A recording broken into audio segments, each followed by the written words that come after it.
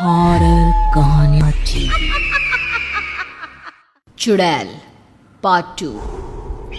राहुल ने जैसे ही फोटो पर जूम किया तो उसने देखा कि पहाड़ी के दूसरे किनारे पर एक लड़की खड़ी हुई है। उसके लंबे बाल उसकी कमर तक लहरा रहे थे। राहुल ने उस लड़की को जोर से आवाज देकर पुकारा, लेकिन उसकी आवाज जैसे उस लड़की तक पहुंच ही नहीं रही थी। तभी अचानक किसी लड़की के हंसने की आवाज राहुल को अपने कानों में बेहद पास से महसूस हुई। उसने जैसे ही पीछे पलट कर देखा तो दूसरी तरफ से किसी की चूड़ियों की खनकने की आवाज उसे सुनाई दी। वो बार बार इधर उधर पलटकर अपने चारों तरफ देख रहा था, लेकिन उसे वहां कोई भी नजर नहीं आया। तभी सामने एक जले हुए पेड़ के पीछे से एक लाल रंग का दुपट्टा लहराते हुए राहुल की आंखों के सामने आ गया। कौन है? कौन है? सामने आओ। देखो, मैं जानता हूं तुम हो वहां पर। मुझसे छुपने की जरूरत नहीं है, सामने आओ। तभी अचानक काली पहाड़ी पर चलने वाली घनघोर हवाएं रुक गई। आसमान से हल्की हल्की बारिश बरसने लगी और एक बेहद खूबसूरत लड़की उस पेड़ के पीछे से धीरे धीरे चलकर राहुल की आंखों के सामने आकर खड़ी हो गई। कौन हो तुम और यहाँ सुनसान जंगल में क्या कर रही हो? मेरा नाम काजल है। वो झोपड़ी देख रहे हो ना, मैं वहीं पर रहती हूँ। तुम्हें क्या लगता है मैं तुम्हारी बात पर भरोसा कर लूंगा कि गांव से इतना दूर इस वीराने में तुम अकेले रहती हो? राहुल की बात सुनकर वो लड़की जोर जोर से हंसने लगी और उसके हंसने की आवाज उस वीरान पहाड़ी पर गूंजने लगी। बस मुझे अकेला रहना पसंद है। तुम कौन हो? पहले तुम्हें कभी इस गांव में नहीं देखा। मैं गांव के सरपंच सुमेर जी का बेटा हूँ। 18 साल की होने वाले हो ना? तुम्हें अपने घर वालों की बात मान लेनी चाहिए। अरे, तुम्हें कैसे पता? मैं इस गांव में सबको और सबके बारे में जानती हूँ। अच्छा, वैसे क्या तुम भी इन सब अंधविश्वासों में मानती हो? सब मानते हैं और तुम्हें भी डरना चाहिए। नहीं, मैं इन सब में नहीं मानता। और वैसे भी मैं तो यहाँ पर बस इस गांव की कहानियों के ऊपर एक डॉक्यूमेंट्री फिल्म बनाने आया हूँ।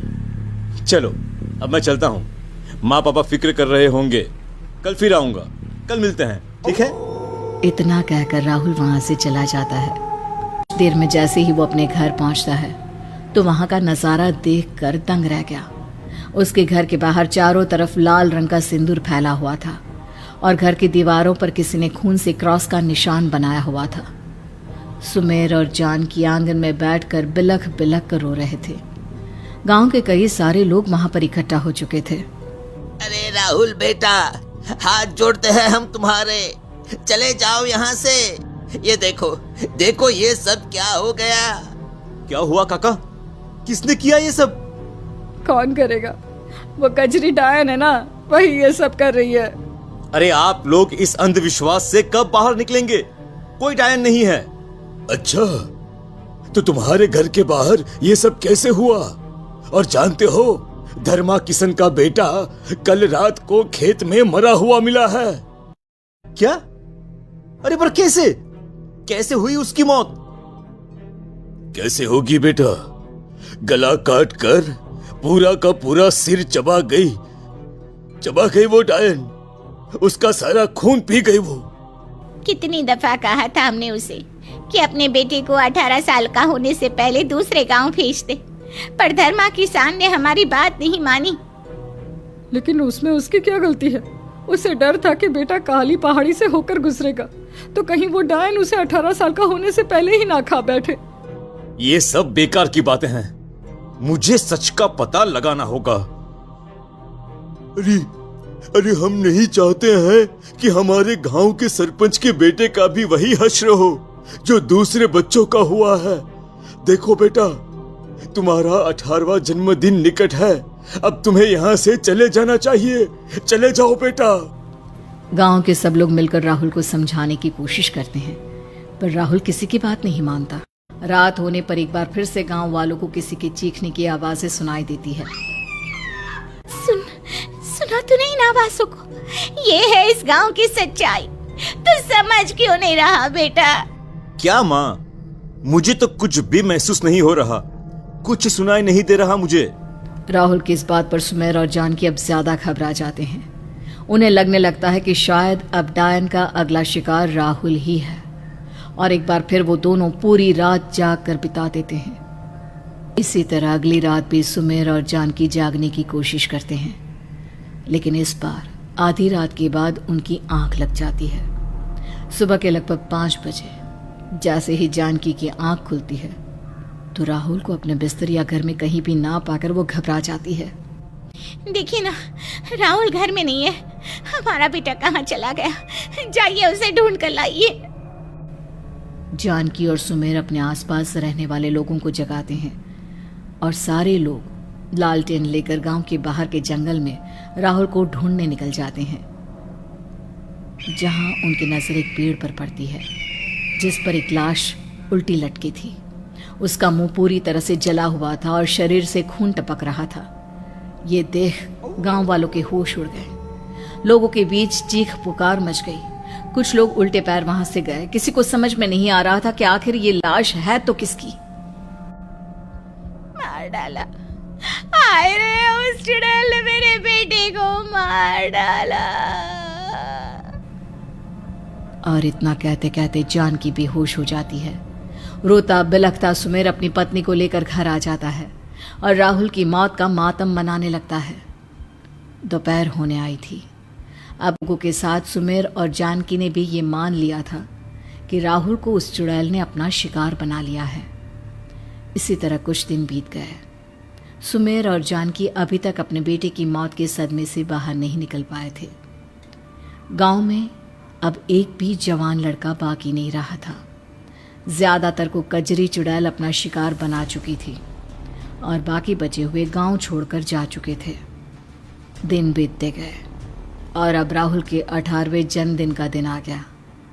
उस दिन अचानक से तेज धूप के बीच काले बादल घिर आए। अरे ये कैसा मनहूस माहौल है।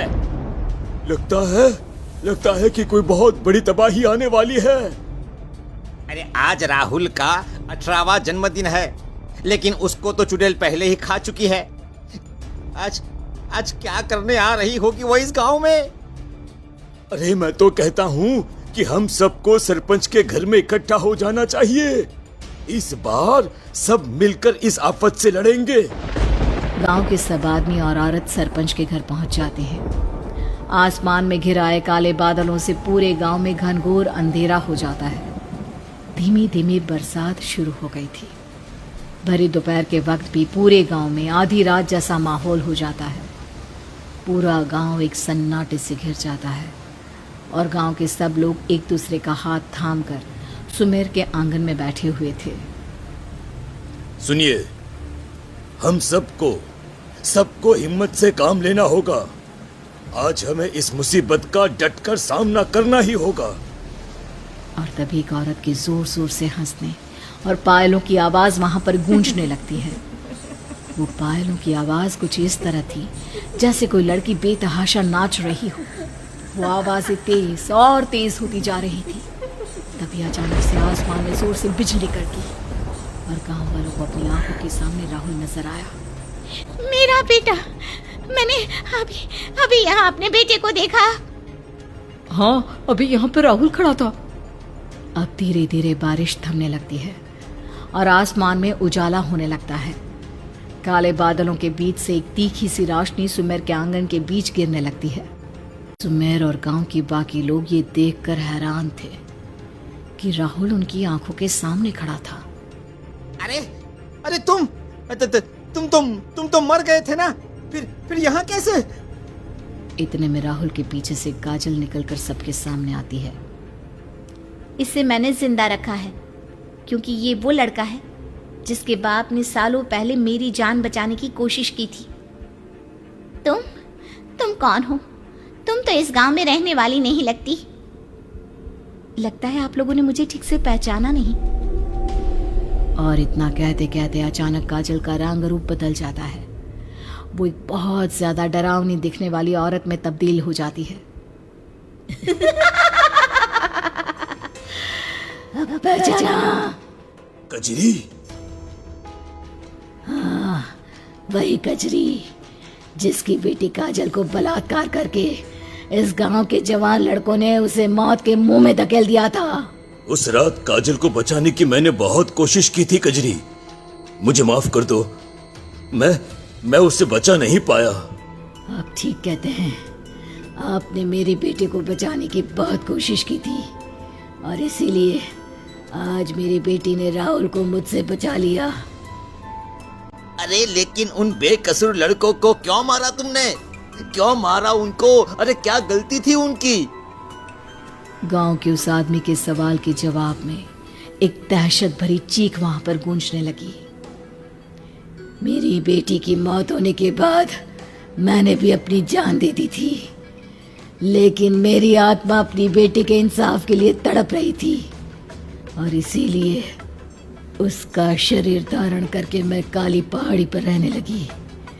जितने भी लड़कों को मैंने आज तक जिंदा निकला है वो सब वही थे जिनके परिवार के किसी न किसी सदस्य का मेरी काजल की मौत में हाथ था, और जो आज तक जिंदा है उन्हें मैंने इस गांव से बाहर इसलिए जाने दिया क्योंकि वो बेकसूर थे। फिर वो लाश किसकी थी? मैं राहुल को मारना चाहती थी। उसकी मौत का खौफ तुम लोगों के दिल में पैदा करना था, इसलिए मैंने उस लाश का भरम पैदा किया। पर जब मेरी बेटी ने मुझे सुमेर का सच बताया तो तुम्हारे बेटे की जान बच गई। लेकिन मेरा बेटा कुछ बोलता क्यों नहीं? ये ऐसे मूर्ति की तरह चुपचाप क्यों खड़ा है? मैं उसे अभी ठीक कर देती हूँ। आज आपकी बेटे की वजह से मेरी आत्मा को शांति मिली है और अब ये गांव मेरे श्राप से मुक्त है। लेकिन मेरे बेटे ने ऐसा क्या किया? मेरी आत्मा एक बार अपनी बेटे से मिलने को तड़प रही थी। राहुल की जान बचाने के लिए मेरी बेटी की आत्मा मुझसे मिलने आई और अब मेरे साथ आप सब मुक्त हैं। अब अचानक आसमान में जोर से बिजली कड़कती है और मूसलाधार बारिश होने लगती है। राहुल होश में आ जाता है और राहुल की वजह से उस गांव को श्राप से मुक्ति मिल जाती है।